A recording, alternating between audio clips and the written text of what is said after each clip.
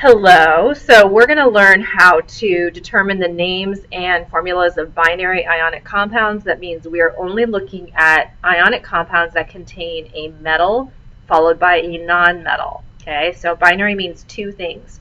The metal is always listed first, the non-metal is always second. And this is because ionic compounds are composed of a cation with an anion. Metals form cations because they lose electrons, non-metals form anions because they gain electrons.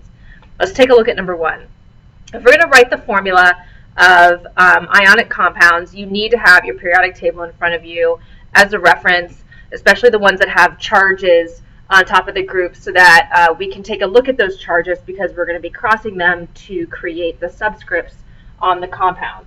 So if you take a look at 1A, we are writing the chemical formula for lithium sulfide. Now, it might be a good idea for you to take a close look at the metals on your periodic table, which are all to the left of the darkened stair step, because on the periodic table that I give you, you will notice that the metals that have shading over them have assigned charges. This is extremely useful, okay? So lithium has shading over it, so it has an assigned charge of +1. You can see that assigned charge at the top of its group. So we write Li with its +1 charge. Now, some textbooks and teachers are going to write 1 plus or +1. There's really no formal rule that says you have to write the plus or the number in front of the charge. I just always write the charge first and then the number second.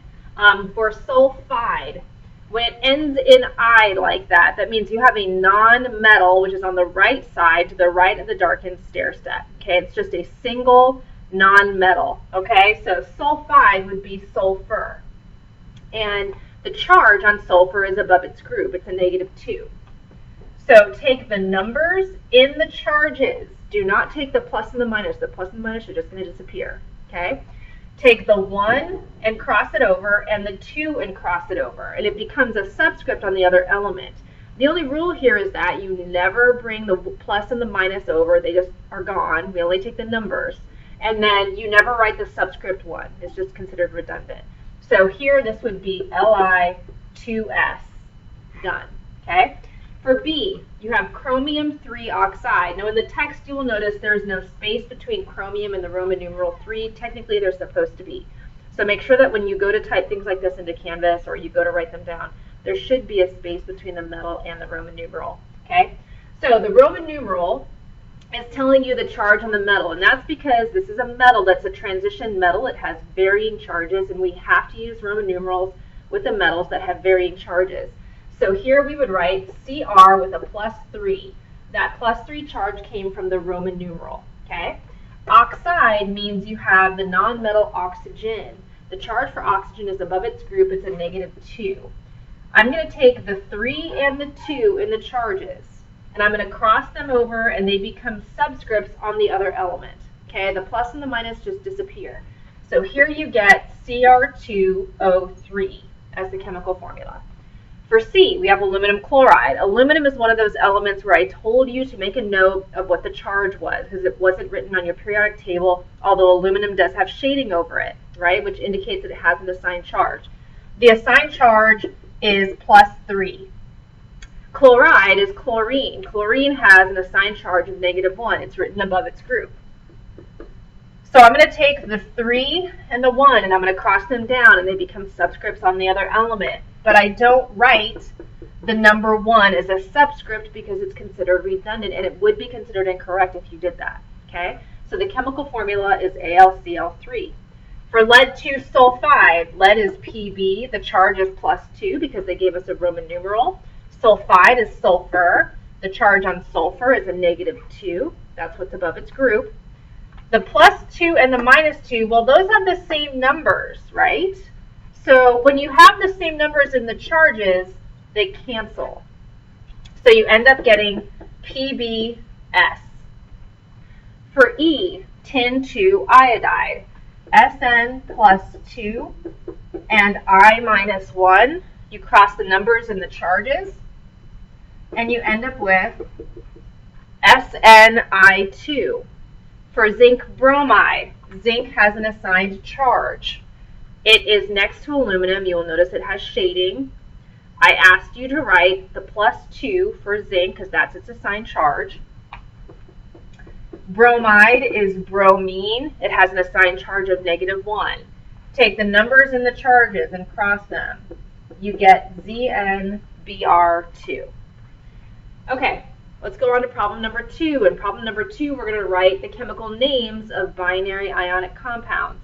What I suggest you do here, and my suggestions are usually extremely useful, I suggest you highlight or make a note of the elements that are transition metals because those are the ones where you have to calculate the charge on the metal. They don't have assigned charges, okay?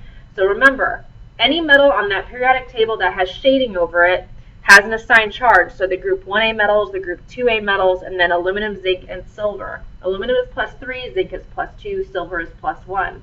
The rest of the metals, including the metals underneath the stair step, require you to calculate their charge. So that would be lead, copper, and chromium, okay?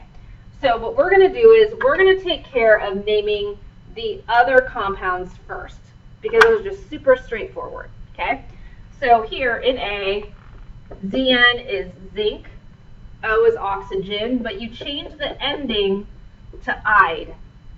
So we have zinc oxide, that's 2 words, okay? When you change the endings of the nonmetals, there are things like nitride, oxide, fluoride, chloride, sulfide, phosphide, bromide, iodide, okay? We're going to skip B and C. We're going to go to D. Na is sodium. I is iodine, but we change the ending to "ide." It may be useful for you to make a note on your periodic table on the right side next to the metals that those endings change to "ide." I would just write -IDE. Letter E. K is potassium. S is sulfur. We change the ending to "ide." It becomes sulfide. Okay, now we're going to do the other compounds because they require us to calculate the charge on the metal. So here's what you do. Always start by looking at the non-metal. You have to determine what the overall anion charge is before you can determine the cation charge, which is the metal charge.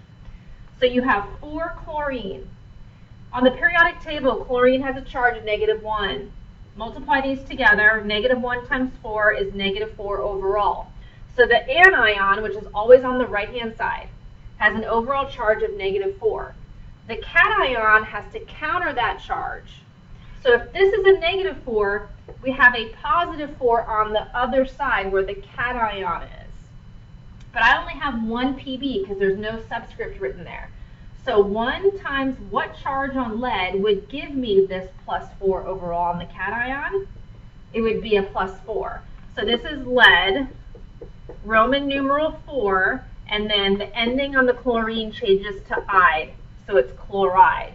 So this is lead 4 chloride. There's a space between lead and this Roman numeral 4, and then the Roman numeral 4 and the chloride. Okay? Next one, you have 2 chlorine on the periodic table. The charge of chlorine is a -1. Multiply -1 by 2 and you get a -2 overall on the anion. If this is a -2 overall, you need a +2 overall on the copper side. But I only have 1 copper because there's no subscript written. So 1 times what charge would give me this +2? Well, a +2 charge on the copper. So this is copper.